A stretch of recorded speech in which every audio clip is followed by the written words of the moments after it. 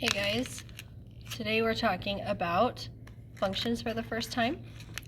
So we're going to be talking about evaluating functions as equations, graphs, and tables. So there's your equation, your graph, and your table. Okay. We're going to be able to identify if something's a function or not. And we're going to write equations in function notation. Okay, so first off, what is a function? Okay, a function is an equation. Sorry, that's my baby. A function is an equation that for every input, every time you plug in an x value, there's only one thing that comes out. Okay?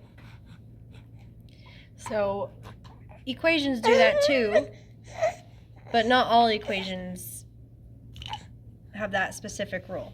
Okay? That rule, in other words, is x values can't repeat. Okay, that's what that means. So let's put that into practice. Let's see which of these tables, graphs, and equations are functions and which ones are not. Okay, it's really easy to see with tables because the numbers are just written in a list, right? So here's my x values. I have two x values that repeat. So this is not a function. Ordered pairs, it's a little bit tougher because your ordered pairs are written x and then y. So we've got x, y, x, y, x, y, x, y. And I see that none of my x values repeat. My y values do. You see the two 6's in there. But that doesn't matter. We don't care if the y values repeat or not. We only care if the x values repeat or not. So this is a function. Okay, what if it is a graph? Same overarching rule, right? Your x values can't repeat. But we like to use, we call it the vertical line test.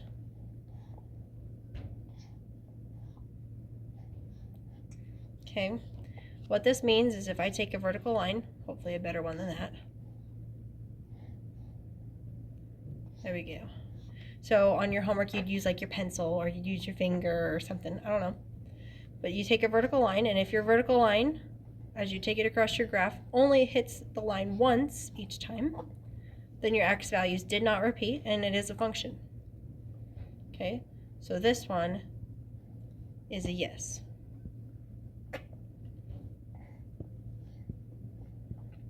This one, though, I put it right here. You see how I'm hitting the graph not just once at one time, but twice. This is a no. Okay. Why don't you look it up on Desmos for me? Tell me why this is a yes and this is a no. Okay. Let's flip to the next page. What is function notation? So that was, is it a function or not? Now, how do we write that? Okay.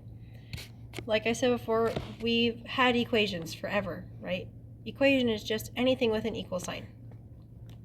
Now we have this new extra rule to make it a function. Okay, it has to be, your x values can't repeat. So we still have the equal sign.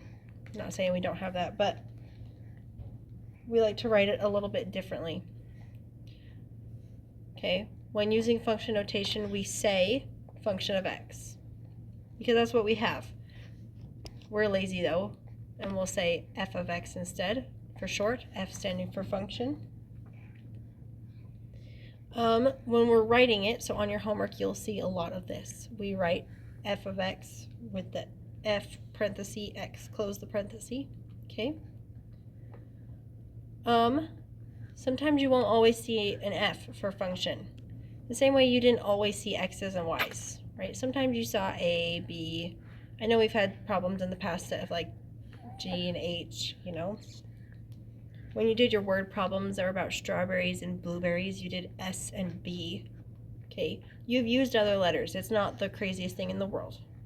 Okay, So you will see other letters besides F on your homework.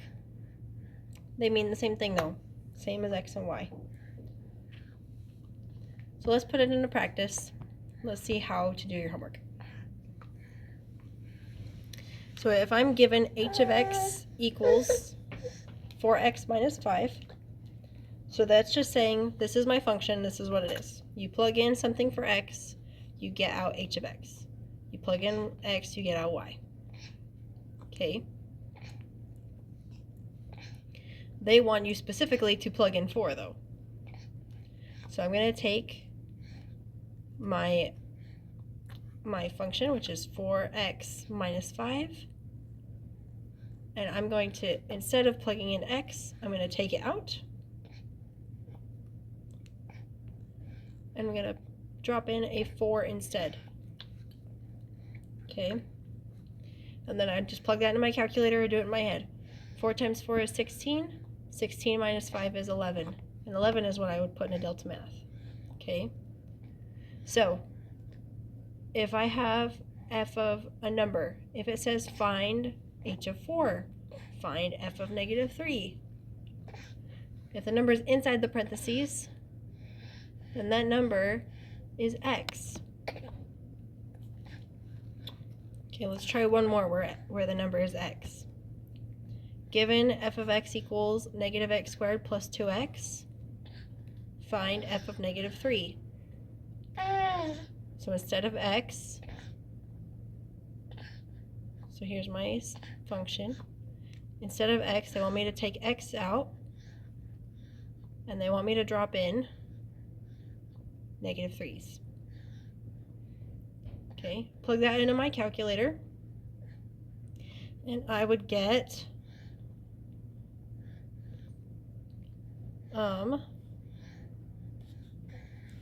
negative 15.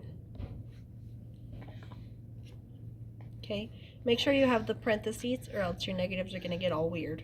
Okay, so I would say drop the whole thing in there. Parenthesis, negative 3, close the parenthesis. Parentheses typically show substitution. So you subbed out the x, you put in the negative 3. So make sure you use parentheses. It'll really make these negatives, it'll make your calculator work better. Make sure you get the right answer. Okay. That's 2 examples of where the number is x. Let's try where it asks like this, where the number is not inside the parentheses and it says g of x is equal to negative 2. Okay, that number is now f of x or y. Okay, another way to think about it is if I say g of x equals negative x plus 5, because I'm given that, that's in my problem, and I'm also saying g of x equals negative 2, well, then I can take out g of x, and look at that. They now equal each other.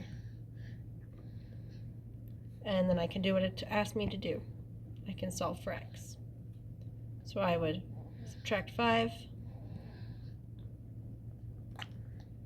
and then I would divide negative 1, 7 equals x. Okay, so the math is not new. It's either calculator work or it's a 2-step math equation. Nothing too crazy, nothing we haven't seen before. It's just the notation that's different. Okay, so here is your key. This is what's going to tell you what to do on your homework. Okay, let's practice a couple more times, and then let's look at a couple of graphs. Given f of x equals negative x squared plus x plus 16, find f of negative 7. So I would just plug in negative 7 anywhere that there is an x. I would keep the parentheses there too. If I plug that into my calculator, I get negative 40. And I did that, I plugged it in for x because the number is inside the parentheses. Now for the last one, my number is not inside the parentheses. So looking at my key, that number is f of x or y. So instead of plugging it in for x, I'm going to plug it in for h of x. I'm going to say negative 9 equals 4x minus 1. Then I'm going to solve. Plus 1 on both sides. Divide by 4 on both sides. I get negative 2 equals x.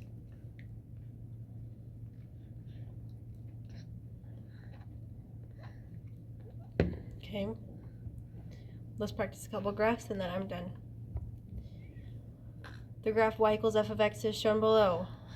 That feels repetitive, but what they're saying is the graph they're showing right now is a function, not just an equation. Okay.